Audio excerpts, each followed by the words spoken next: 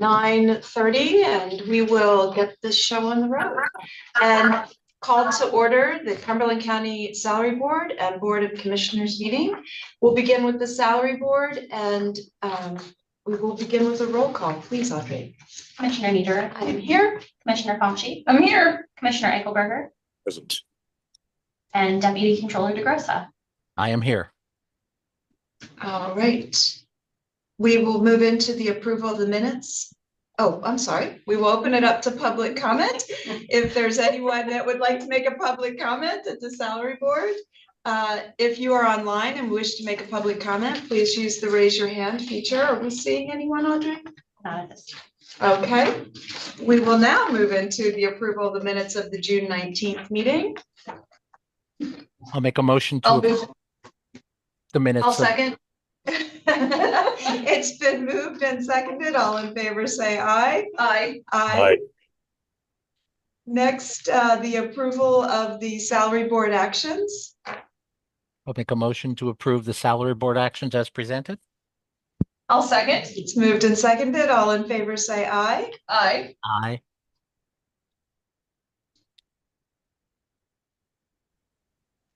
Do we have Commissioner Eichelberger, are you voting on that? I did vote yes. Yeah, we can't hear you. Okay. Next up, I still don't know how he voted. He said yes. Okay, thank you. I'm sorry, he said yes. Okay.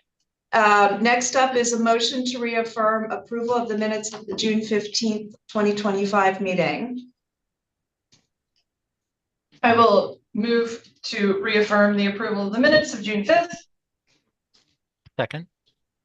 It's moved and seconded. All in favor say aye. Aye. Aye. Oh, it's not me. It's not just me. No, I can't hear her. Like, Gary, if you're voting, we cannot hear you in the room. Okay, I'm just switching over to Wi-Fi, so it's a yes vote. Thank you. Next, we have a motion to reaffirm all Salary Board action items made on June 19th, 2025. I'll make a motion. I'll move to reaffirm, or Bob can. Okay. Bob, do you want it? Jean can do it. It's moved and seconded. All in favor say aye. Aye. Aye. Aye. Is there any other business to come before the Salary Board at this time? Hearing none, we'll entertain a motion for adjournment. So moved. So moved. We are adjourned from the Salary Board, and we will go into the Board of Commissioners meeting and begin with the Pledge of Allegiance. I pledge allegiance to the flag of the United States of America and to the republic for which it stands, one nation, under God, indivisible, with liberty and justice for all.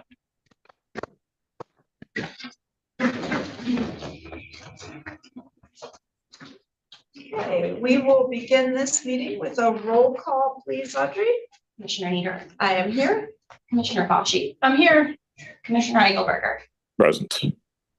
Okay.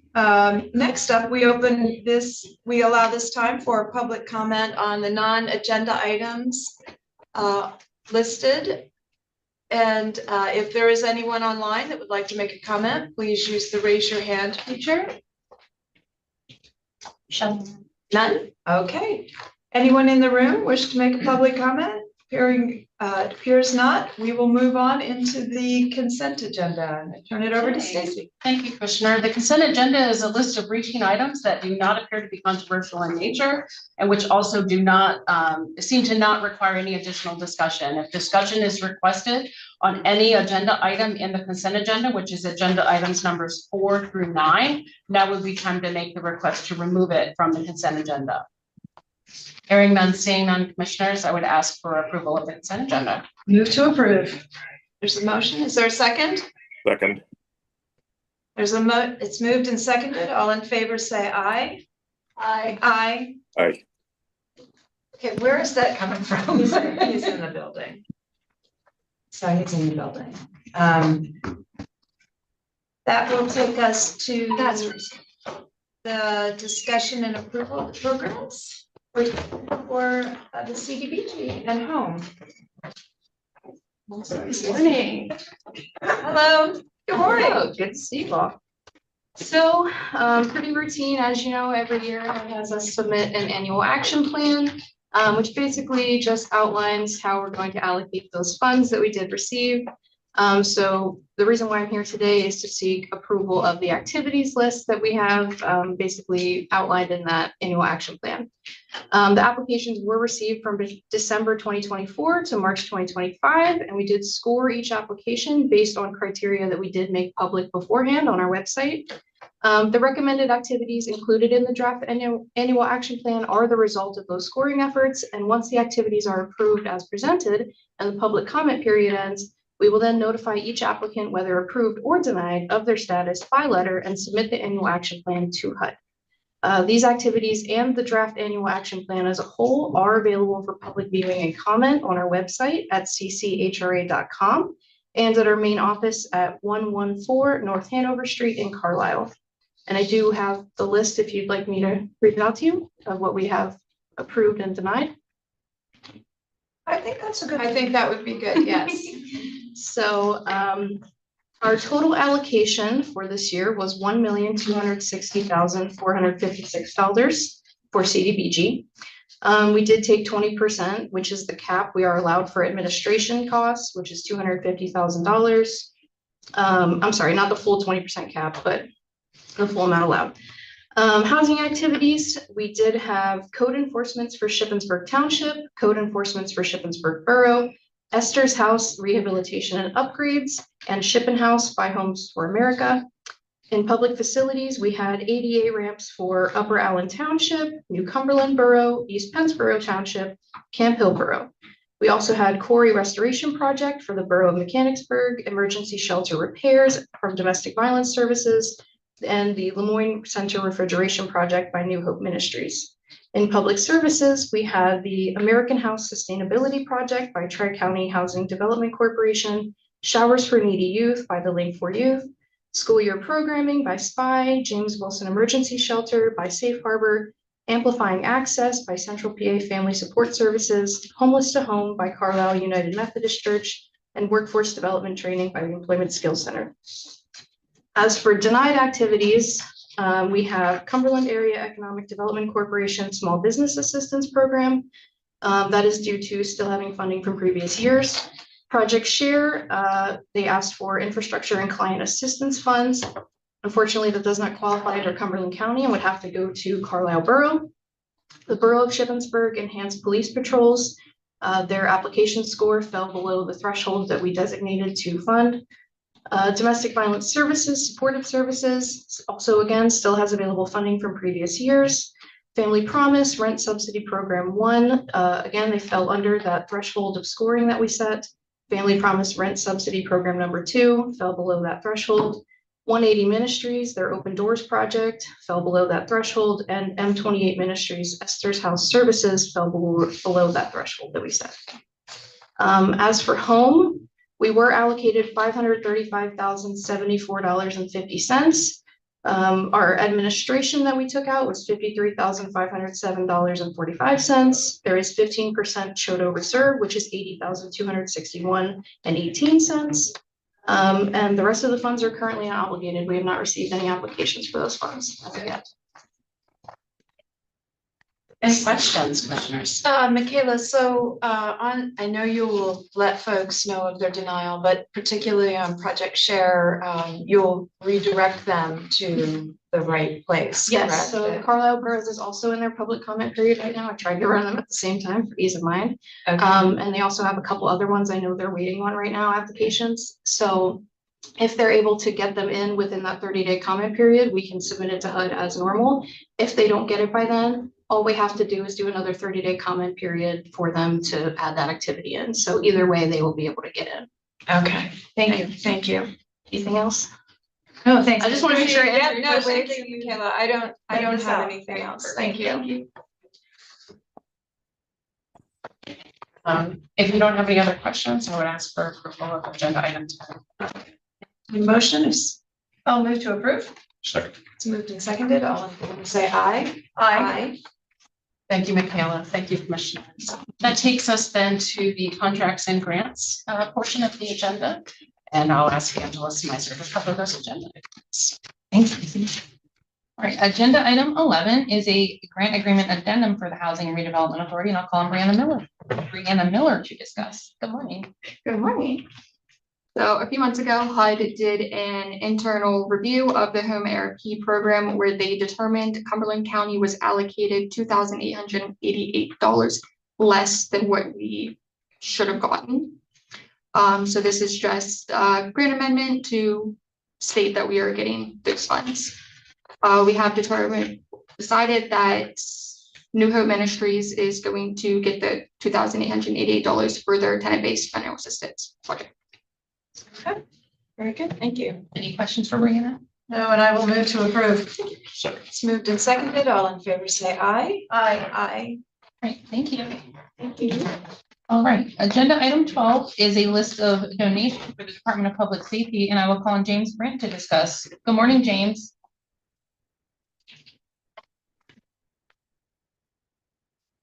Good morning, everyone. The morning. Department of Public Safety is asking for the Board of Commissioners approval to receive sponsorship money to be used in offsetting the expenses to host the 8th annual LEPC Summit. As most of you know, the summit brings together county facilities, emergency management, first responders, local, state government, and more in a collaborative educational environment to learn how to be better prepared to handle emergencies. The Summit Planning Committee received a payment from the Giant Company in the amount of $1,000 for a gold sponsorship, a payment from PA American Water in the amount of $500 for a silver sponsorship, and also payments from Triangle Fire Protection and Hickory Ridge Restaurant and Catering in the amount of $250 for bronze sponsorships. The approval of these 4 sponsors brings our current number to 6, with total sponsorship funds of $4,000. We are very grateful for the support that these companies have given to the LEPC mission. Again, we're asking for your approval to accept the sponsorship money to be applied towards the summit. Thank you. Thank you. Any questions? Do you have any questions? I move to approve. Second. It's moved and seconded. All in favor, say aye. Aye. Aye. Thank you, James. That takes us to agenda item 13, and I will call on Kim Winton to discuss the contracts for aging and community services. Good morning, Kim. Hi, good morning. Good morning, Commissioners. The first contracts amendments for Big Spring Senior Center, East Pennsboro Township, Menahaven, Messiah Lifeways for Mechanicsburg and West Shore. These are all for our senior centers. They are non-competitive grants for funding from the state, and these can be used for capital improvements and renovations, programs and services, technology, nutrition services, and marketing. The amendment for Community Cares is to allocate additional funding for emergency services that was provided under the Homeless Assistance Program. And the Safe Harbor Amendment is also to allocate additional funding that was for bridge housing services under the Homeless Assistance Program. Any questions for Kim? Kim, I just would ask the increase for community cares is a decent increase based on the budgeting. And is it that they are seeing, as I've heard anecdotally, more aging individuals with homelessness and housing insecurity? Yes. Yes, that there is an increase, aging, all populations actually. So there is an increase there. We allocate to them $15,000. They spend that in 1 month. So we allocate to them $50 a night for each person. And like I said, that goes in 1 month. So we did receive additional funding for Homeless Assistance Program this year. And because we didn't realize we were getting it until after we did the budget and did contracts, that's how we're able to send out this additional funding. That's great, thank you. Mhm. Any other questions? No, none for me. I move to approve. It's moved and seconded. All in favor, say aye. Aye. Aye. Thank you, Kim. Thank you, Kim. Thank you. That takes us to agenda item 14, and I will call on Jamie Ryber to discuss the contracts for children and youth. Good morning, Jamie. Good morning. The first contract I have is for Bethesda Children's Home Lutheran Social Services. This is a new foster care provider for 25-26 fiscal year. We did locate a foster home for a child through them, so we are establishing a contract with them. Their requested rates are below the state maximum approved, and they're comparable to our other foster care programs. The next one is for Community Service Foundation. They provide specialized foster care and in-home service programs. We did add 2 new levels of foster care for the 25-26, and then they did increase their 2 existing levels of foster care 3% for 25-26. The next one is Families United Network Incorporated. They provide foster care, residential services, and in-home services. They are requesting a 3% increase to most of their levels, with the exception of their transportation service, in which they're increasing at 6.07% for their hourly rate, and then 4.48% to their mileage reimbursement, which brings it up to the federal approved rate. The next one is for Hempfield Behavioral Health Incorporated. They provide in-home behavioral health services.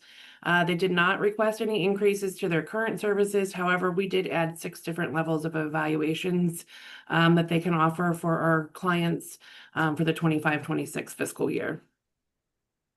The next one is Jewish Family Services of Greater Harrisburg Incorporated. They provide foster care services, and they are requesting increases ranging from 0.95% to 2.9% to their 5 different levels of foster care. The next one is Justice Works Youth Care Corporation. They provide in-home services to our clients. We did add family group decision-making services for the 25-26 fiscal year. And then they are requesting increases of 4.9% to 8.49% to their other levels of in-home services. The next one is Lisa Harrison. She runs the Youth Advisory Panel for Juvenile Probation, and she is requesting a 2.5% increase for the 25-26 fiscal year. The 8th one I have is the Milton S. Hershey Medical Center. They review our case records for suspected abuse cases to assist in our determination of the outcome of the investigation. Their rate is actually set by their board of directors, and they are requesting an increase of 2.78% for those reviews in the 25-26 fiscal year. Next one is Perseus House Incorporated. They provide residential services for our clients. Their shelter and transitional living programs are for both males and females and are increasing 6% for 25-26. And their female residential program is increasing 1.68% for 25-26. And the last one I have is Watts Home for Youth. They provide residential services, and they are requesting a 2.03% increase to their program for 25-26. Any questions? Any questions for Jamie? Jamie, if my memory serves me correctly, it appears now is that while we are seeing increases, last year at this time, we were seeing double-digit increases, and they appear to be somewhat more modest. Is that an accurate statement? So what you're seeing so far is modest. The ones you haven't seen yet are the ones I'm still working on and negotiating with. So there are higher increases they're requesting, but we are working very hard with our providers to try and bring those down some. Great, we appreciate that. Thank you. Yep. Any other questions? Nope. No, I move to approve. It's moved and seconded. All in favor say aye. Aye. Aye. Thank you, Jamie. Thank you. That takes us to agenda item 15, and I will call on Stacy Snyder to discuss a contract for the Commissioner's Office. Thanks, Angela. So Commissioners, as you know, we've been talking for several months about moving forward in the second half of the year with strategic planning. This is the last step in order for us to initiate that project. Which is the contract. The contract establishes the scope of services which is exactly what has been presented previously. They're going to be looking at mandated services versus non-mandated services across all county departments, work with the Board of Commissioners as well as other leaders in the county on the strategic plan, vision, mission, values, strategic priorities and goals, and of course, most importantly, the metrics on how to measure the outcomes of those priorities and goals. And then they'll be providing implementation support, both implementation and post-implementation support, I should say, which will include sort of a budgetary review so that we can move forward, really making all decisions based on the strategic plan. The cost is currently established at $103,840. And I word it that way simply to point out that we as the team that initiated this process on behalf of the board, we have sought grant funding and we will continue to do so. But so that is the maximum cost of this project. Any questions? Stacy, the one that I'm looking at has a slightly higher amount on it. 113. I don't know. I pulled that off of the contract. So I'm sorry, I did not prepare that. I'm not sure. But this is on the contract, the 103,840. 103,840 is on the And I contract. think the amount on the cover sheet includes their potential expenses and fees as well for traveling and reimbursement. Got it. It's So the yes, combined total I cost. amend my presentation to state that the max of this would be $113,340 with the understanding that we have a number of one-on-one meetings with the project team and the project team from the contractor from Barry Dunn. We will do as many of those as possible via Zoom, but so the additional expenses would be travel expenses above and beyond what they've already budgeted.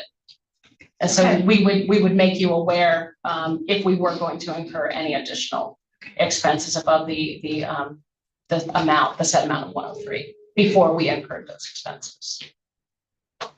Okay. Someone like to make a motion? I'm going to move to approve. Is there a second? And then I will second it. Is there discussion? Stacey, I guess the only comment I would have is that we have applied for a DCED grant for half of the costs of this. When we estimated this originally, it was double this cost. And I think at this time, with such uncertainty surrounding budgets and what we can and cannot, what services we can and cannot deliver, depending on potential looming cuts, I believe we need to know exactly which services are mandated, which services are not, so that we can be prepared to respond should some of the looming changes take place and impact this county. So that's my position. We've been working on this. I mean, you talk about months. It seems to me we've been working on this for more than months. I mean, months in that we started in late 2024, laying the groundwork with working with the board, getting the RFP written, getting that put out, having the proposals in, reviewing the proposals, bringing forward candidates, interviewing candidates first, then bringing forward candidates for consideration, and then looking at all of the services that were provided to negotiate what would the scope of services be, and which culminated in the contract that you have before you today.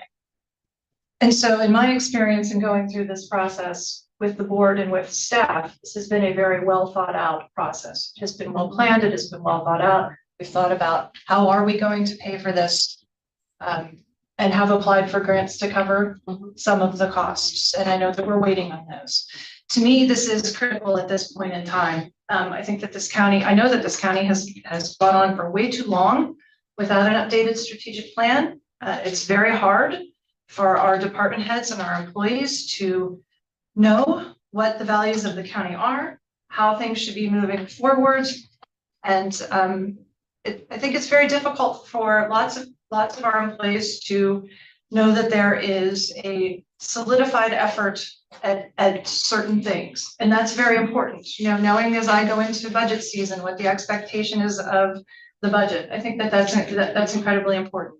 Knowing what is important to us in terms of values, be it farmland preservation, be it making sure children and youth is taken care of, making sure that we have a well-run prison, whatever it is, having those values laid out is incredibly important to the success of this county, particularly as we move forward and grow so much. And this strategic plan, when it's done, Stacy, how long does it take us out? I just want to make sure I understand, how long would that strategic plan be in place? Yes. Okay, Yeah, I just wanted to make sure, I didn't want to answer the wrong question. No, thank you. I would believe at least 5 years, with the understanding that we'll have to revisit it on an annual basis, as things change. As we've seen this year, things Yes. can change, and pivot at a moment's notice. And so having a good plan in place and understanding how we operate and what our values are helps us to be ready to pivot when we need to. I think this is an incredibly important piece of work, and I'm very appreciative for the work that staff has done to assist in getting us ready for this. I would just like to note, I think it's very important to shout out to the individuals who have played a big part in this, because this is not just me. We had Dana Best, our CFO, Kirk Stoner, our Director of Planning, and then also in the room, Katie Zimmerman, our grants administrator. So the three of them plus myself were the core team that did a lot of the legwork leading up to bringing this forward to the board. And I think we all bring a very different perspective to the project, which has lent itself well to ensuring that we were looking at this from all angles. Stacey, I'll echo that, and I appreciate the team doing the hard work. But at each point, you ask the board to offer perspective, and even with the proposal, the request for proposals, you ask for feedback from this board to make sure that at each step that you were addressing the needs that we have and what we were looking for out of this planning process. I particularly am very interested in the deep dive that they will be doing on our financials. I know just since I have joined the board that we have been able to find a lot of areas that have expanded that are not mandated. And I think that many more exist within the county budget, and we need to know those facts. And we also are very fortunate. This will be very engaging with the community, and I am out and about in the community quite a lot and hear concerns about the balancing of farmland preservation and the growth of this county. And this will be an important component as we begin to analyze the results from the facilities study that was done as to how our county is growing. So they go hand in hand, in my opinion, as it relates to planning for this county into the next, for the next 20 years.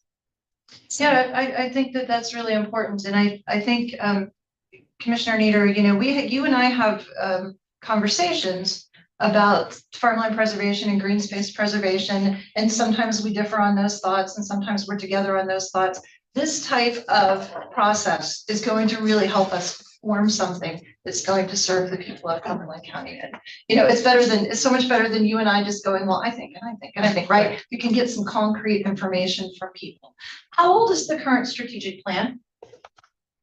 That's a really hard question to ask or to answer, Jean, because we've had several refreshes over the last few years. But I think that at the bottom line is, I believe it's 2008. Gary, you'll have to correct me if the formal one was done after 2008, if they were all just updates to that initial plan. It was always approached as a work in progress. It was a formal plan, and then would build out components as a plan. It was flagging support by various boards of commissioners that impeded full implementation. We continue addressing a number of the issues that were raised. Yeah, I know that in 2020, and I know, Kelly, you don't like the pandemic being used as excuses for things, but I know that strategic planning was something that was discussed in the very early part of 2020. And then it just it's a heavy lift. I think Katie and I can tell you it's a very heavy lift to get to that point, and there was not the bandwidth at that time. So unfortunately, it took until 24 and 25 to But get with the ball hindsight moving. always being 2020, right? If there had been a real rework of that strategic plan, 2018, 2019, the county would have been in a better position to have handled what happened with COVID. Would it just understood its values and its operations, I think, a little bit better. But most certainly COVID was, that was a tough one. And we certainly did our best for that. But Stacy, I mean, I guess, to go back to that, it's been mishmashed so much now that we talk about a scorecard, but there's not really a scorecard generated. So it has, to your point of updating it, I think whole components of what was originally planned in 2008 have been dropped. And so I think that it is, unfortunately, the refreshes were handled internally and without real thought or clear guidance. I don't believe from the board necessarily, but it's not salvageable in its current state because it has been so altered in so many different ways. And Stacy, I do want to commend you.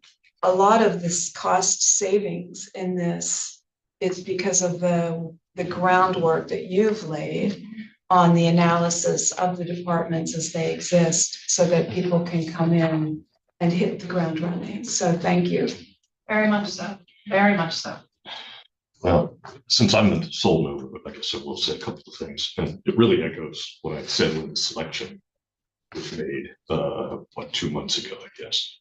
So I'm not in favor of this for a handful of reasons. And actually, there's a lot of detailed reasons because I've watched this very carefully, but I really boil it down to a couple of things. So I had mentioned before, I do think the timing matters quite a bit. Good strategic planning is an outside-in process where the external world is what prompts us, not our desire to have a checklist. So I think the federal funding situation is too unpredictable. It's so uncertain right now. The only way we can deal with that, as has been described here, would be to come up with an enormous array of scenarios, which we could do, but that's not in the current plan. Would be very cumbersome until we have more information. And it would probably actually cost about $500,000 to do it, and to do it right. So I think timing is an issue. We do need to revisit strategic planning, but timing is right. Doing it correctly is right. So, which brings me to the other points. I'm concerned about what I see in front of me, in that things seem ill-defined.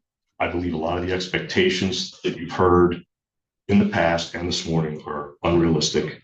I'm questioning what's going to be delivered and if it matches what we need. Even just in the comments we heard one set of remarks that prioritized the idea of separating mandated from non-mandated functions, which we've done in the past, in-house very effectively. So if that's going to guide our decisions, that's one thing. Then the second set of remarks is all about our values, and particularly referenced farmland preservation, which, by the way, is not a mandated service. So this raises the question of what is going to be the guiding, the North Star in the decision making, and is it going to be mandates versus non-mandates? We've done that exercise. It does not in itself provide all the answers in the past either, because we recognize that there are things we're doing as a county, as one of the fastest growing counties, that are outside of the core functions of county government are. So I'm very concerned that we're going to end up finding that what's playing out is not meeting our needs, and there's going to be significant revisions needed to the process. And lastly, speaking of process, I'll repeat my comments before. The selection of this vendor was essentially made in secret. And it was the methodology of it remains a mystery. There was no guidance provided for the interview process. There was no discussion allowed post-interview. And a motion was made and automatically seconded and voted when commissioners addressed it for the first time. So I could go on for a while because I have detailed knowledge of the strategic planning process done professionally. So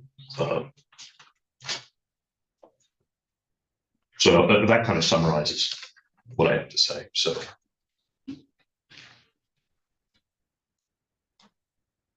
I don't think anything was said there. Like, I have no idea what was said. It makes me very sad that things are said about that was done in secret. That has been a plan, a game, Commissioner Eichelberger, that you've played in the time that I've been here, and my understanding is prior. And I hope people of Cumberland County that when you hear that, you go, you know what? Been hearing this for 21 years. Hasn't been true yet. It's not true at this point in time. Hey, go back and watch the video. I'm You still made a talking, motion, seconded. still talking to the floor. And you haven't been here. You haven't engaged in this process. So I'm not really sure. I mean, you just made stuff up. I'm ready to take a vote unless you have something you'd like to add, but the $500,000 cost, just like that one right there, I wish I had brought my catcher's glove to catch that one out of left field, because it makes no sense. It is a If you don't understand it, crazy number. It's just made up. So my position has been, this county has changed drastically since 2008. And once again, I have a colleague who is sitting beside me saying, they know better. We should do nothing and we should just wait. You did not participate in this process at any stage other than to show up. Gary, you were asked directly by the committee at each stage, do you agree with this request for proposal? You did not provide feedback. You just pissed on the process the whole way through, as you have done yet again. You did it with ARPA. You do it with any time that the selection process is handled by an independent group for the benefit of this board. And they were very clear at each stage asking for our feedback. You provided none. You complained, you whined, but you did not do anything. And that has been a reoccurring behavior pattern that I have seen in, well, I'm sure the folks around here have seen much longer than I have, but we cannot continue to just do nothing. This will help us be prepared. Of course, we do not know exactly what's going to come down from the feds, from the state. We just need to be prepared to adapt to whatever hand we're dealt. We have been doing a very good job internally on that. This will provide us good outside eyes onto the way that we're structured. You know, clearly I've already identified a number of areas where I believe restructuring would be appropriate. So we will continue to move down this path. And if you want to sit in your basement, continue to stay there and complain and whine and post stuff online, that's fine. We're going to advance this county with or without you. So. Well, I do need to respond. I have not done nothing. I've been at the meetings. I have raised numerous concerns, which have all been dismissively waved away. Not to me, Gary. You haven't raised anything to me either. And there's a lot of meetings you miss. A lot of meetings you miss. I was at everything that mattered. Oh, hello, people of Cumberland County. I hope you heard that. That is a beautiful quote. I was at everything that mattered. Yes. Who knows what that is? I'll stand by that. We've had enough discussion. I'm going to make one more point. I have never said do nothing. I'm the person, the commissioner who brought strategic planning to this county board of commissioners. I wanted it to succeed. We do need to do it, but we need to do it right. So it's stop putting words in my mouth. It's anybody who has to misrepresent other people's positions in order to make their position stand up more. That says a lot about them. That's you in the mirror. Right. So Gary, I can go That's back to your the Sentinel where or actually the meeting when we were discussing budget and what to do, and you said, I don't know, it's too far gone. I don't Do not, I don't know what to do. So it's I said on there was no video. silver bullet. This No, is you the know latest, I this is wrote the that. third, this is I the have third it. silver bullet. you've The day prepared, you so- said it in the quote, I don't know what to do with the budget. I have don't- that. I know. And so. I don't think this that's is- inaccurate. That I isn't don't- Exactly. I don't think that's And so- inaccurate because there, it's- you have closed the door on virtually all the options. That is offer Nonsense. something up. Like, Yeah. if you really are sitting here being I did a year and a serious, half you ago. I haven't gave you done a lot. laundry list of ideas that we could do Yes, you to at least did. constrain the growth of it. Who No, did you give that to? No, he didn't. All right, well, we can Himself. discuss the budget at the next. It was, yes, you're right, we will be discussing Sorry the about budget that. very soon, so it was withhold salary increases when we didn't even give, for the first 6 months, they don't happen until August. You're It still was, withholding salary it was increases. yeah, for the first 6 months when they're not even distributed. So the other option was use the nursing home funds. Yes. I'm trying to remember, they were all nonsensical and had no impact If you don't whatsoever. understand them, they absolutely are nonsensical. Yes, and you Oh. clearly don't understand the product. No, Gary, you Look, have proven we're- that we're you're talking 20 about years. Totally different You're things right, here. you're right, You're way off you're right. topic because this is what you guys do. You got to change the Yeah, subject. you're right, you're right. So what this is gonna do, Say and something I'll say it out important, loud. I'll say it out loud. This Say is gonna be something exactly important, what the facilities plan ends up being. It's a gold-plated window dressing that's meant to deliver the Christmas list that you guys have already predetermined what you want. Oh, Gary, that is so touching that you think that we have predetermined ideas of what the heck the growth of No, this but Gary county does, looks like. because every time Gary makes a statement like that, it's because he's either promised something to someone or he has a gold-plated list of what he wants. And he's already picked the contractors. That's probably. False. Yes, that's absolutely. I've never waited. So, you know, it's Go ahead and interesting. vote. Go ahead, You you know- got your 2 votes. You know, What's so different this time? You got your 2 votes. Just, so. you know, the American democratic anything. process Have you now, according to offered you guys, anything? resembles Joe Stalin more than George Washington. Oh, my goodness. I see that we're back to normal. Are we taking a vote? That's a. Yeah. It's up to the chair to call for a vote, so And I please go will call call for a vote. for a vote. I will call for the vote. You know, the interesting thing in all of this, to me, is how time and time again, you say you know much, you know better, you know more, but you don't bring it to the table. So, But you don't, he doesn't even mention it until he gets to this kind of public forum. I where mentioned he it in the can executive carry on sessions, you and- just don't want to. And You carry don't on. show up. It's not lots of executive sessions you don't come to. But this is where you bring up anything, like writing an email to someone that doesn't include your colleagues doesn't count as letting people know about your thoughts, opinions, and input. It Which- doesn't count. Both of you do constantly too. It's secret. You'd have no idea. You do not know. It- can It's make stuff up. it's Just evident do. when the other staff, under your orders, write back and include me on things that I was not included on. So Jerry, that's- staff does that to you all the time because Yes. you are constantly trying to undermine and work behind the scenes. So. Yeah. We're so Okay, much we will better call, off. I'm calling the vote. So all in favor? Aye. Aye. No, emphatically. Fine. Thank you, Stacy. Okay, That takes us to agenda item 16, and I will call on Katie Zimmerman to discuss a grant application for criminal justice services. Good morning, Katie. Good morning, everyone. So I am requesting approval to apply for a $2,000 grant. This is a grant that the CJAB policy team has already approved and signed a letter of support in favor of, which will go towards a strategic planning process really specifically tailored to the CJAB. The grant is not available yet, but once it becomes live, it's first come, first serve. So we're working through the approval process before then to make sure we don't miss the opportunity because of internal reasons. So any questions? I have none. No, and I will move to approve. It's motions and second. All in favor, say aye. Aye. Aye. Thank you. Katie, being that we took this to official action today, I bet we need to change the date and re-sign that letter. Okay, Okay, I will work with Lauren. thank you. Thanks. All right, that takes us to agenda item 17, and I will call on Kristen McGuff to discuss a contract for the District Attorney's Office FID. Good morning, Kristen. Good morning, commissioners. The DA's office forensic laboratory is requesting your approval for a contract with Magnet Forensics.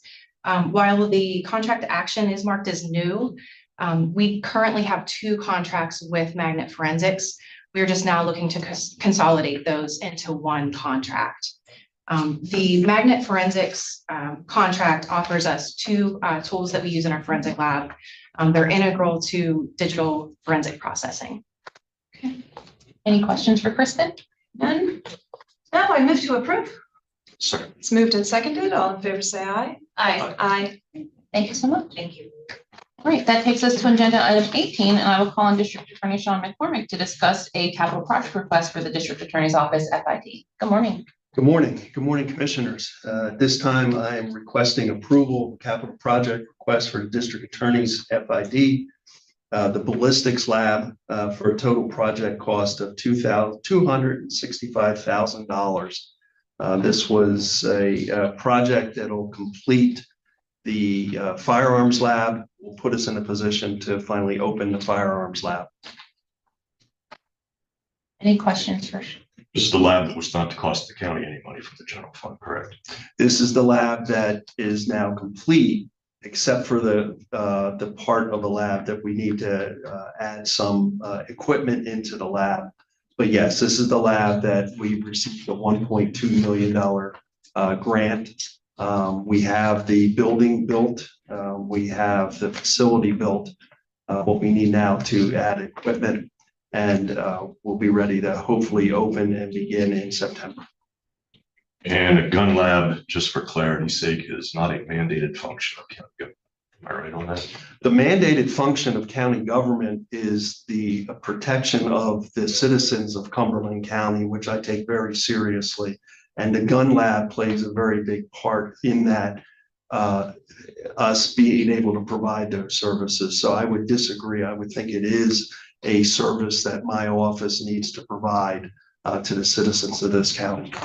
Mr. McCormick, if you don't, when you don't have access to this kind of technology, can you walk me through the cost involved, an estimate or time?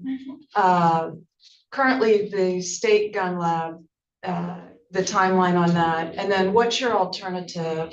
Because I think it speaks to a speed of prosecution within Cumberland County. So if you could just talk to, and I will state that this board had a very in-depth meeting with the folks at the lab, which I believe 2 of the 3 of us You and I went to that meeting, attended. yes. Yeah, I think I was out for open heart surgery or something. No, it was last I don't week. think so. It was last You were at a thing in I'm mechanics. still in our car. Remember, Okay. you let the newspaper know that you were going to be able to participate in everything, but you haven't. I didn't So say you're not everything. prepared Fully today. engaged. Nobody said everything. That's. I'm Yeah. sorry, Prepared Mr. today. McCormick. So we went through a lot of details and we appreciated the lab's time and the staff's time to discuss, quite frankly, how we got here with this lab. But to me, at the end of the day, what this is going to bring is a speed of prosecution that will save money. And there is potential that we can provide this service to other counties because of the delays. And I'm sorry, if you could. Yeah, I mean, that's exactly, and that's why I do disagree as to whether it's a part of the services that I have to provide to the citizens of this county. One of the things that really is frustrating is the delay in getting a case into court, the delay in getting a case into trial. And any way that we can find to be able to provide timely services to the citizens of this county, I think is important. One of the things that happens is when there's a case involving a firearm, if we have a firearm that we need to test, right now what we need to do is we either send it to the Pennsylvania State Police, or what we've been doing in order to try to speed up the process is to send it to an outside lab in New Jersey. And to get the services from there. Now, cost, you can measure cost a number of different ways. Besides the cost of actually analyzing the actual weapon, you also have the cost of having an expert come in and testify at trial. What we have been doing in some of our big trials recently is we've been bringing in the experts from New Jersey. You've got to pay for their travel, you've got to pay for their hotel room, and all of those expenses that go with it, in addition to the actual testing that takes place.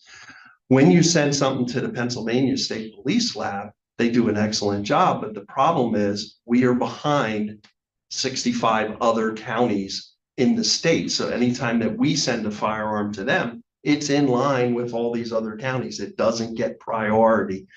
Whereas when we have our own gun lab, I can easily pick up the phone and say, hey, this particular case gets the priority. We need this firearm done as soon as possible. The example that I use, it's a tragic one that happened right here in Carlisle in 2020, when in July of 2020, beginning of July of 2020, a young woman was killed here in the city, in the borough, and it was made to look like a suicide. We needed a determination to dispute whether it was a suicide or whether it was an actual homicide. In the time that it took, we had to take that firearm to New Jersey. In the time that it took to do all of that, a second murder was committed by this person of another young female. 2 murders within 20 some odd days. We could have had that firearm done in our own lab within that time frame, and potentially prevented that second homicide. What we're asking for here, and we did have a very detailed meeting last week discussing why there were overruns and what the problems were with that. And many of those were certainly unseen expenses. But where we're at now is we have a shell of a building built. We have the building there ready to go. We have identified a potential employee. What we need to is equip the lab with the final pieces of equipment that'll get us up and running. I have had inquiries from other counties, including Franklin County, Chambersburg, asking about firearms that we can start testing for them. I have had a commitment from the city of Harrisburg, from District Attorney Fran Chardo, about bringing firearms over here. So this is not only a service that we can provide for our own officers, but it's a service that hopefully we're going to be able to also charge other counties, and not just be an expense on the part of our county, but also that we're able to bring some money in. Anytime a defendant is prosecuted and we get a successful prosecution, the cost of doing this testing is also assigned to the defendant to pay the cost. So this isn't just a 100%, we put the money out, but no money comes in to cover any of the expenses that are being expended. Thank you. And I notice on the listing that there are several items that are deemed as capital, which is actually the majority of this. And that is not all that different from other capital that we would budget for. And I recently, members of this board were apprised of some ARPA funding that had been allocated and unused by the recipients for various reasons. And that will more than adequately cover these extraneous costs. I understand that the gentleman that runs the lab continues to look for grants to help offset some of these costs. But at this point, the horse is already out of the barn, and we need to get this thing operating so that we can bring to fruition all of what you've just discussed for us, for our county, and for this region. So, Sean, I have no doubt that this is enormously useful. You gave an anecdotal example of some case where it could have been. But the job of this board, unfortunately, in a world of limited resources, is to try to determine what is useful versus what is necessary. In that vein, I have one question for you. How many counties in Pennsylvania have their own gun lab? Berks County, I know for sure. I believe Bucks County and perhaps Montgomery County. Philadelphia, I believe, does it, and I'm not sure about Allegheny County. Thank you. That's all I have. I think that those are really remarkable comparisons, because when we look at other counties that, quite frankly, we are growing to a similar size and experiencing very similar trends. those were the counties that I would list, that we, quite frankly, in essence, are modeling some things after. So thank you very much for that. I would add to, It's not Peter McCormack, you have done such a good job of explaining this and explaining what is going on. And you've been doing this since this grant became available, right? You've explained this now at least for 2 years. You've been talking about this. It's one of the things that you mentioned, or maybe Commissioner Nieder mentioned it, was the speed of prosecution. The other thing that I always think about when I think about our lab, our forensics lab, is not only does it assist with prosecution, it assists with innocence. If people are innocent, it's a piece of being able to prove that they're innocent. Those things are both important. Prosecuting and making sure that innocent people do not go to jail for something that they didn't do. They're equally important and both serve the people of Cumberland County. And I'm thankful for your work, and I'm thankful for the work of the lab. Thank you. Mr. McCormick, I would argue that the death of 2 young women is not anecdotal. Correct. And so I apologize. I don't deem that as anecdotal commentary, and I appreciate your perspective on that. Thank you. Thank you. I didn't take it as a negative comment. So It wasn't intended as one, but it is an anecdote. Yeah. It is. Yeah, I mean, I certainly respect your position. I'm a taxpayer here in Cumberland County as much as anybody else. So, but at the same time, I do feel very strongly that this lab, getting it now that we're at this point, getting it up and running rather than sitting empty where it is right now, we got to move forward. So that's why I'm making this request. Thank you, sir. I'm going to move to approve. It's moved. Is there a second? Not, I will second. All in favor, say aye. Aye. Aye. No. Okay, there we go. Next up. Thank you. Thank you. All right, that takes us to agenda item 19. Next up is Ryan Simon to discuss a contract for drug and alcohol. Good morning, Ryan. Good morning, Commissioners. Nuestra Clinica provides inpatient drug and alcohol services, and they're down in Lancaster and provide Hispanic or Spanish language services. So we'd like to add them this year. Any questions for Ryan? None? No, I move to approve. It's moved and seconded. All in favor, say aye. Aye. Aye. Thank you, Ryan. Thank you. That takes us to agenda item 20, and I will call on Brent Durham to discuss a capital project request for facilities. Good morning, Brent. Yeah, good morning, everyone. This is a capital request in the amount of $300,000, and it is for the replacement of the slate roof on the east and south sides of the main courthouse. I've talked to you about this before. As mentioned previously, the 2 sides are showing significant amount of deterioration. When we remove this slate, we will inspect the other 2 sides and repair or replace any bad pieces that might be on the west or north side. The amount of this request also includes over $20,000 of contingency funds. As you know, we've been awarded an LSA grant in the amount of $200,000 towards this project, and the ARP grant will cover the remaining $100,000. Just to make you aware, after seeing the price increase from last year to this year, I took the time to look at several different manufacturers of composite slate. I reached out to several approved installers. I received quotes for 3 different vendors for that type of product. And I really was hoping and thought there would be a significant difference in pricing, but unfortunately, that's not what I found. The natural slate that I'm proposing to use, natural slate is graded on its lifespan. And what I'm proposing to use has an S1 rating, which is the highest rating for longevity at 75 plus years. And the longevity of the natural slate, to me, far exceeds the difference in cost when comparing to the composite material, which is why my suggestion is we move forward with the natural product. Are there any questions for Brent? I don't have any. I don't have any. And I appreciate all of the work that you've done, and along with Katie Zimmerman, on obtaining the LSA grant so that it saved the county $200,000 in this process. Mhm. Thank you very much, Brent. You're welcome. I'm gonna move to approve. Okay, it's moved and seconded. All in favor, say aye. Aye. Aye. Thank you, Brent. Thank you.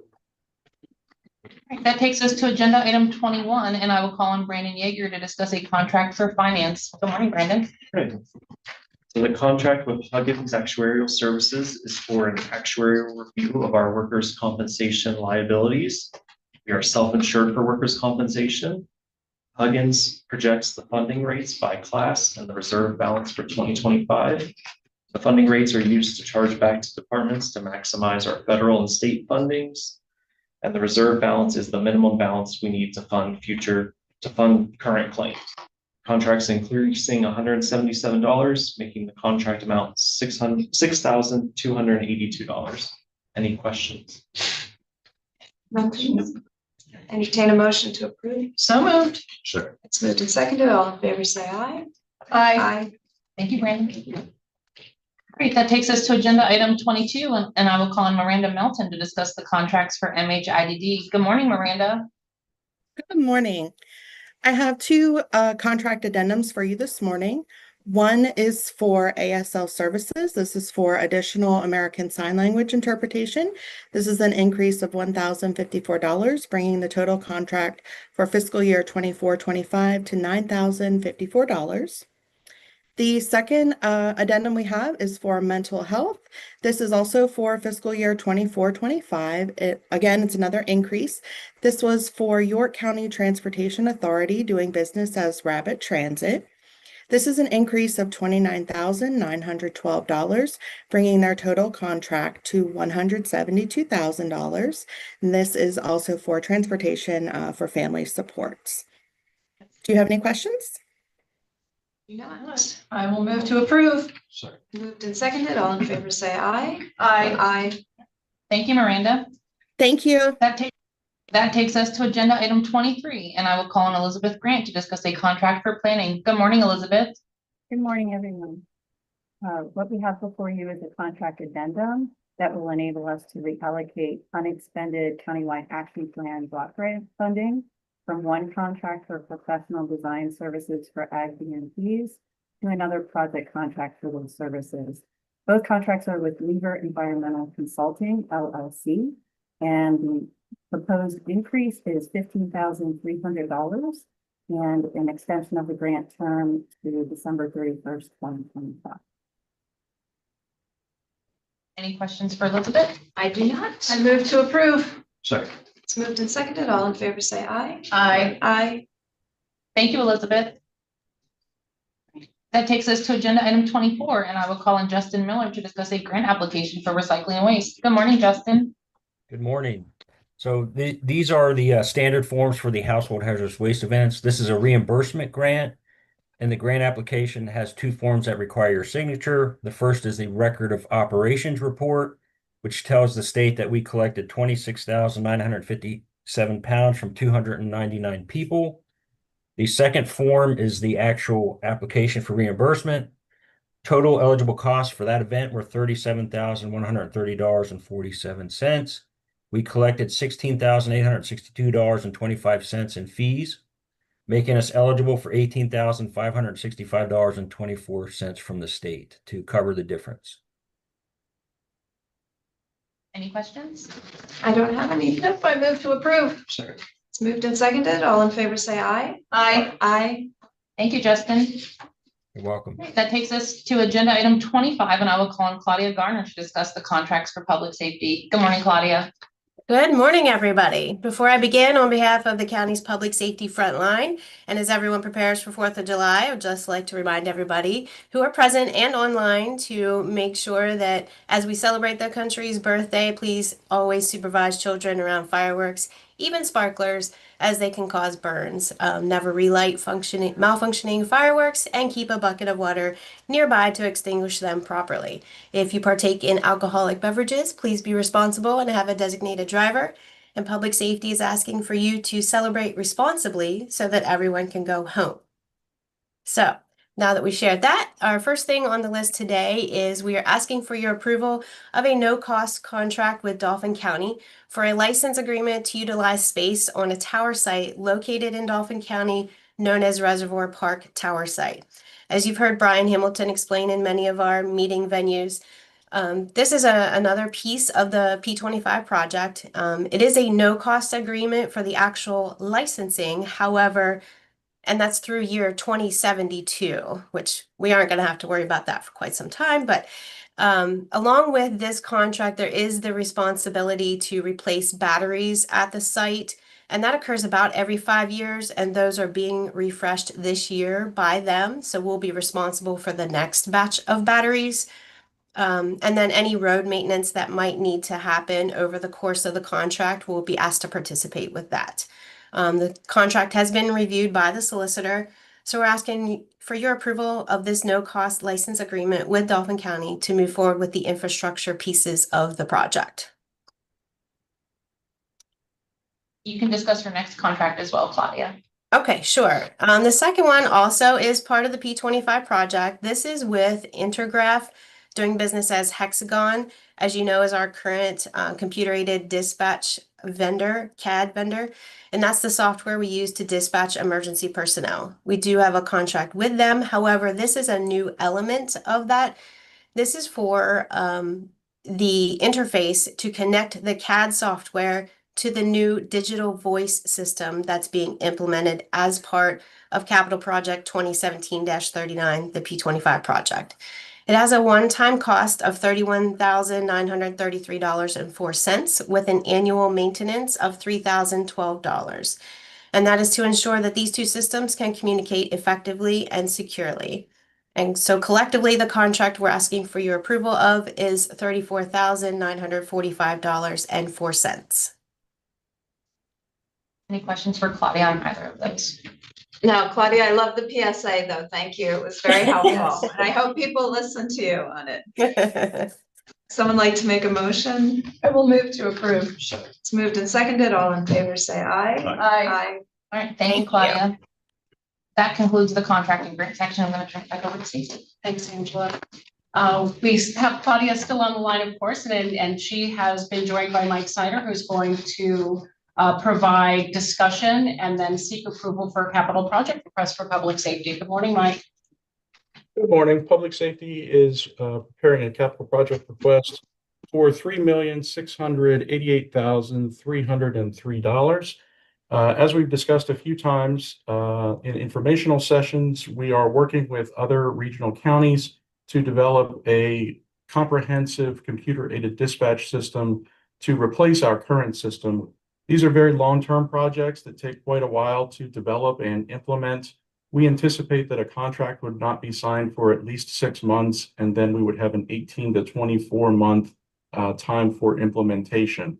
The current CAD software was purchased in 2019. So by the time we implement, the hardware would be 7 to 8 years old and would be due for a refresh. We have some cybersecurity concerns that we've been discussing with IMTO to make sure that this critical infrastructure is protected and always available for the county to protect our community. We believe that there may be significant PEMA funding through the 15% surcharge monies available for this, as it does meet the definition of interconnectivity projects. And that may also open the door for continued funding toward the maintenance of the project. One of the big benefits is that regional component. The contract that Claudia just addressed, where we had to purchase a standalone interface for a little over $30,000. If we would do that once as a regional group, one county has the need, we could either split that cost, or other counties could then jump on board and use that same interface in the same system. Also, once we have those type of interfaces that do require yearly maintenance, if we could split that yearly maintenance by 3, 4, 5, 6 ways versus each county functioning as an island onto itself, that would be helpful financially as well. The second part of this project is not financial, but operational. As we work toward consolidating our radio systems and our telephone systems and our protocol systems regionally, CAD is the last remaining portion that would allow us to tie the communication centers together and create basically a virtual public safety answering point in our region. That would allow us to save money in several ways by not building a large backup facility. We would be able to use positions at other 911 centers that are still functioning if our 911 center goes down for whatever reason. And it would also allow us to easily shift call volume. If we have a surge of incidents due to a storm, like the one in Carlisle on Monday night, we would allow the other counties to answer calls on our behalf if they're not busy, and then simply route those calls over to us for dispatch. So it falls in line with PEMA's plans and the legislative budget and finance report that just came out that is encouraging counties to work together more and more to provide the best services for their residents. And if you don't have any questions, I think that's my summary. Any questions for Mike? Yeah, just perhaps more of a comment. So I know that right now we're advancing this to just pull some details together. This project would be funded in part by existing 911 uniform funding. And we're trying to isolate the potential subsidy, but the fact that it's eligible for 911 would not preclude it from PEMA grants as well, correct? That is correct. There are two funding streams, and we will wait to see what happens with the amount of money allocated for the surcharge. It may rise, it may remain at 195. That's why we deem it 911 eligible, because if that amount of money flowing to the county would increase, obviously it would require less subsidy than it might now. But it would qualify as long as we are working with at least one other county for the regional interconnectivity funding. Obviously, that is a competitive process. We believe that the more counties that we can encourage to participate together, the higher the score that project would receive and the better opportunity we have for enhanced funding. We're also looking to develop other processes where if that funding is not immediately available, we structure the contract in a way that the milestones are spaced out so that more of the milestones are occurring near the end of the contract when that funding may become available. Thank you, Mike. The other comment I guess I would make, and please correct me if I'm wrong, you know, much of this, it's kind of like, you know, you get a new laptop and you've got to buy all new kind of things to go with it. And the new P25 is kind of pushing us with some of these things so that we can make sure that it's all functioning as well as possible.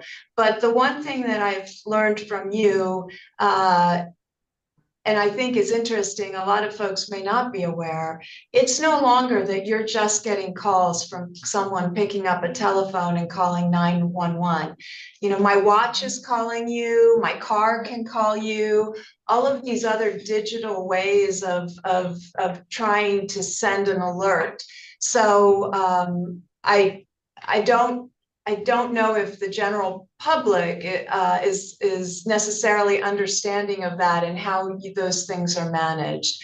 And if I understand correctly, this is part and parcel to making sure we can manage any sort of outreach here, or if we have to be also working in another county if for some reason ours would go down. Is that correct? Yes, it is. And that's one of the struggles that we are currently facing on the statewide committee that I serve on, dealing with that Internet of Things, because there is a belief that more and more calls for emergency assistance are going to flow from technology, whether it's wearable devices, including watches or heart monitors or, you know, rings, the Oura rings. We're going to start receiving more and more information, including latitude and longitude. And there's a new standard coming out for the height and the altitude of the person, so that if you're in an 8-story building, it tells you where the person's at there. A lot of these things are requiring technology enhancements that are driving our cost factors. And our belief is that's probably not going to slow down as we move toward more AI. And that may allow us to save money at some point on staffing. But the more that we can tie our systems together regionally, the more we're insulating ourselves against some of those cost drivers alone. Thank you. Much better said. Are there any questions of Mike at this time? I don't want to really speculate on which counties we would be cooperating with. because many of our partners are having these same discussions with their Board of Commissioners, and I don't want to get ahead of them. But our goal is to develop once we get permission from you to participate in this process, then we would develop a governance document that would come back before you with the specific counties participating. We're keeping those governance documents separate from each one of the systems that we're joining together so that we have the ability to scale them and add additional counties as their technology may need replacement. Any other questions or comments for Mike? No, it sounds very well thought out. Thank you. And once again, that group is playing a leadership role. Yes, absolutely. Thank you all. Absolutely. Thanks. So we'll entertain a motion. I move to approve. It's moved and seconded. All in favor, say aye. Aye. Aye. Thank you, Mike, Claudia, and thank you, commissioners. Okay, that takes us to agenda item 27, which is commissioners' liaison reports, and Commissioner Weaver, we'll start with you. Yes, it was not an incredibly busy couple of weeks, but I did attend along with Commissioner Fashi, the Tri-County Housing Ribbon Cutting in Shippensburg. What a beautiful project that will provide affordable housing for a number of folks in Shippensburg. And I welcomed the annual Marine Corps League along with Keter Callum of our Veterans Administration, yes, to their 80th annual meeting that they held in Cumberland County. Additionally, I know Commissioner Fashi and I attended the summer fair at Public Safety, and they did a fantastic job. And additionally, I toured the Family Promise program in Camp Hill. We did have a CADIC board meeting, and I'll just summarize. I know you all get the notes as well. The Tourism Committee is working on reviewing and retooling the grants, including the application process and the information distribution to the committee. REC is working to develop a communication plan, and they will be providing us with an update, I believe, this month. And the Policy and Planning Committee is on hiatus, which is actually involving into a discussion about all committees and the organizational structure, along with a review of the CADIC policies, which has not been done, which I appreciate, Janet. That's a heavy lift. As we know, we've been doing it internally. It's apparently the same at that organization.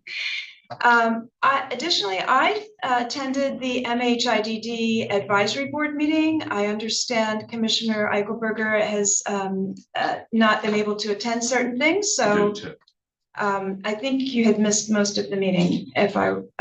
So I will provide an update. Annie provided an update to the group on the Walk-in Behavioral Health Center, and they continued to seek third-party issuer contracts. We were provided with an update by that group as well. The cuts, Annie updated the board on the cuts that she has made into the programming at the organization, and that is approximately $1.2 million. And even in light of those cuts, they're still projecting approximately a $600,000 shortfall in the budget. They have met with 7 of the 13 school districts, which she said, have been very productive. And she shared some very interesting data. And actually, Commissioner Fashi, I have some here for you. She shared some very interesting data on the investment that Health Choices makes into student assistance with the school districts. The student assistance is mandated for schools, and the funding is provided by Medicaid. Clearly, there's a concern for its continuation, as over the 9 districts, you'll see the Cumberland County, in Cumberland County, it's approximately $3.2 million. She updated that the long-term sheltered rehab is still moving forward. That's in an effort with 2 other counties. And they continue training on CIT, which is crisis intervention, and QPR, which is suicide prevention. And they're very active in engaging and training on those 2 items. And she did serve, as I've provided some very good data on crisis numbers that appear to be improving month over month. Mark, on the IDD side, shared that the current waiver, he shared the current waiver capacity numbers, and that they submitted a plan to ODP to address the multi-year program growth strategy.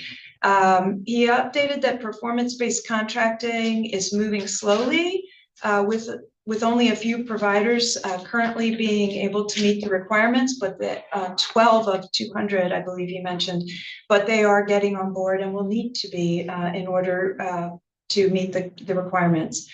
The next round of project search will begin September 5th. Or in September, with 5 individuals in the program.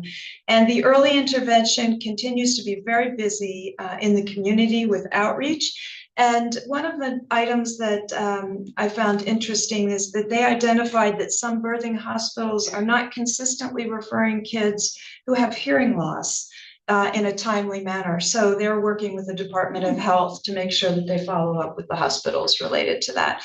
So sure, that's my update. Thank you. Thank you, Commissioner. Commissioner Fauci.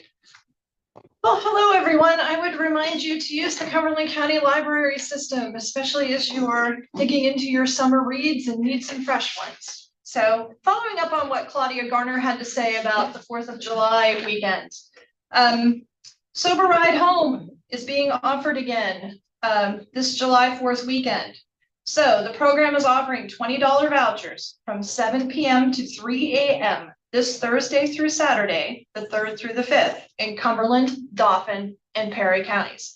This has been a very successful program over past holidays. And as Andrew Baumberger, the executive director of the Tri-County Regional Planning Commission says, 40% of the fatal crashes in our region involve impaired drivers. Please use this service. You get a voucher, you get a ride home, and hopefully people are making it home and we're keeping people safe. So you can get more information at Tri-County Regional Planning Commission's website on this program. So HATSMET, the Harrisburg Area Transportation Study, which of course is our municipal planning organization. There's a lot of things going on in the HATS world. So the HATS Active Transportation Summit will be coming up. I went out to the HATS website this morning and I could not find the information yet on when this is, but I will stay on top of that and get that out to everyone. The Regional Transportation Plan public comment period is open from 7/1 to 8/15. Again, that's something that the information you will be able to find on their website. Rapid Transit will be having a public input meeting on fare changes. And at the HATS meeting, there was discussion that surrounded the fact that federal medical assistance cuts will affect transportation programs. There will be transportation program cuts that will follow medical assistance cuts. There was conversation about House Bill 1364, possibly adding some additional transportation funds into Pennsylvania. There's a lot going on at HATS, a lot to pay attention to as a resident of Cumberland County and of the region. I attended the ham radio operators. They had an event over the weekends where they headed outside and just connected to people across the country via their ham radios. And why is that important? Because they are our last line of defense in a public emergency. If our phones go down, if our cell phone network goes down, they will be the people connecting emergency services. And so it's so good that we have them and they volunteer, and boy, they're smart and interesting. And that is always a good thing to be at. So exit 37 in Newville off of 81, their exit 37 study report is going to be available this summer. And then in August to September, our municipal planning organization HATS will be doing a final report presentation and approval.